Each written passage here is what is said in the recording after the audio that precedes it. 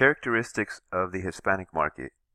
The essence of being Hispanic is the sharing of a common heritage. The rich ancient history roots back to the Iberian Peninsula or the Reconquista. The Reconquista, or the forming of the Spanish kingdom, was the conversion of the religious state of the peninsula from Islamic beliefs to Christianity, which was in large part due to the Roman Empire. The peninsula consisted of Iberians, Celts, Phoenicians, Visigoths, Greeks, Carthaginians, Romans, and Arabs. This unique class of people created a culture which would soon turn into what is now known as Spain or Hispania. It was this Spanish kingdom that was formed over centuries of history that ultimately sailed people to the northern and southern Americas, otherwise known as the Christopher Columbus era, to continue this massive shift in culture and diversity that continues today at an ever-increasing rate.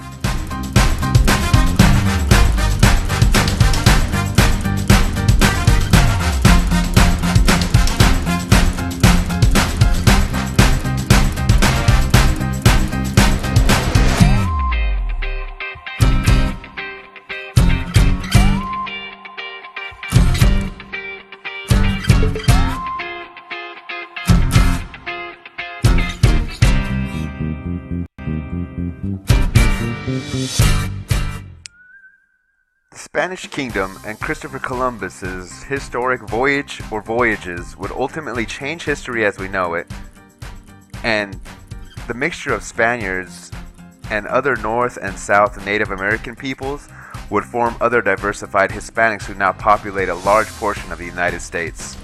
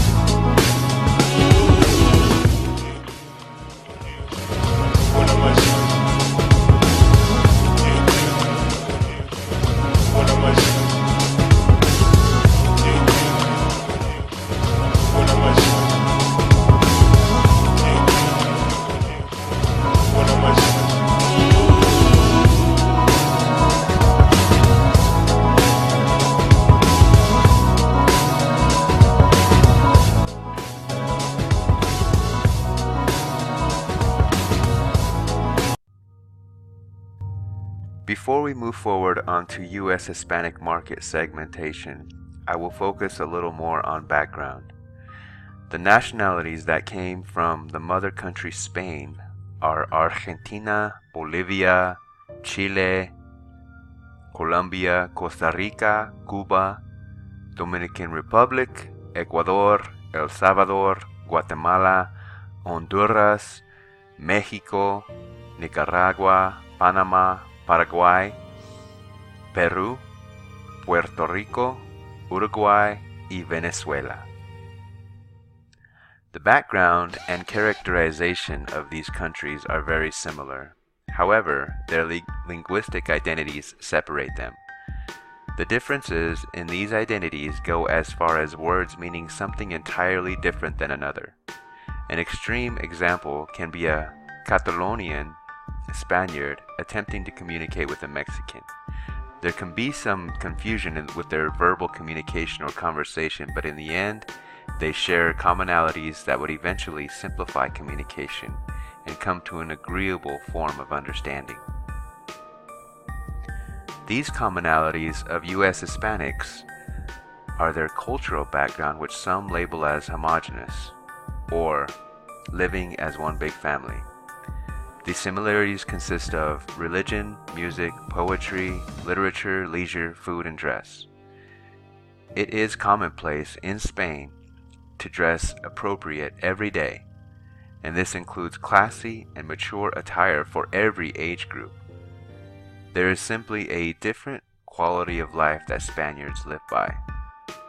They live their lives walking and living more outside amongst each other. The culture is more family-oriented, with the ambition to stay connected with meeting outside on the streets during the day and into the late evening. What I mean is that they do not sit on their couches as much as Americans do.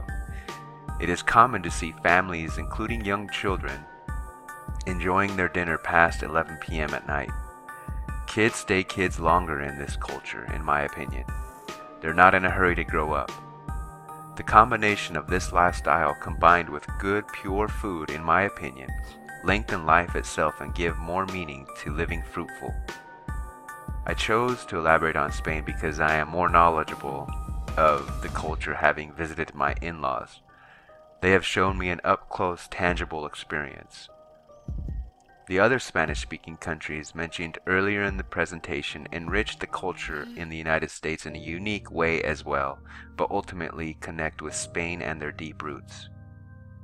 It is a history that has mixed peoples over time and has combined multiple cultures that have and are creating its own culture here in the United States. The book speaks more on these cultures and what and how the Latinos and other Spanish-speaking countries have implanted their culture in the U.S. Corzeni and Corzeni also emphasize on the lower class, middle class, and upper class demographics, as well as educational growth of U.S. Hispanics, and this information is vital to a market researcher.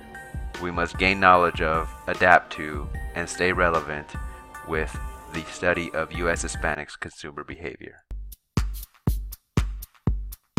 Are you afraid of growing your business into the largest growing segment because you don't know the language or culture?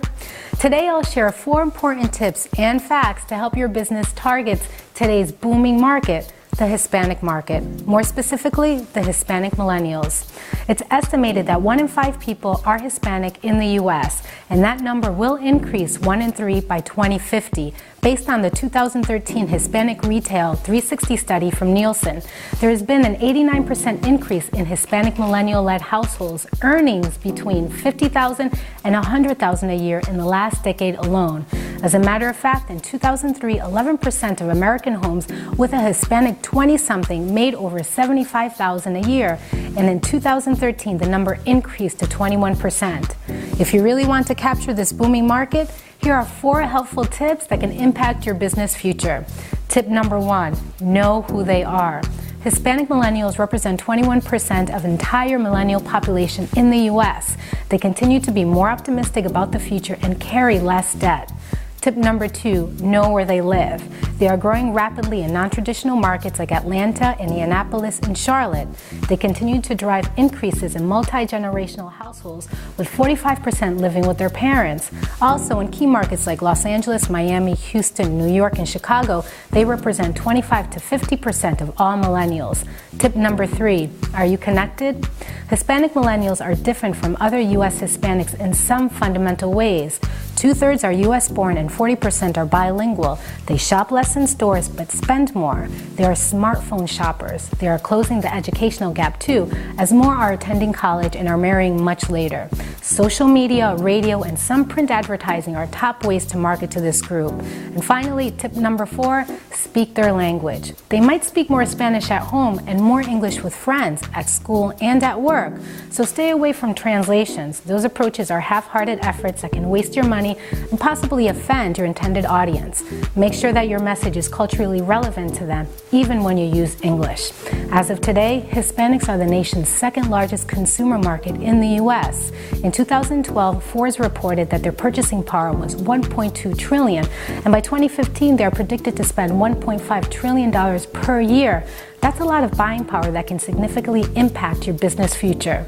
So take the right steps and you'll find that sweet spot and a very loyal following. If you found this information useful, please like below and share. I'm Sixia. Until next time. Hasta luego.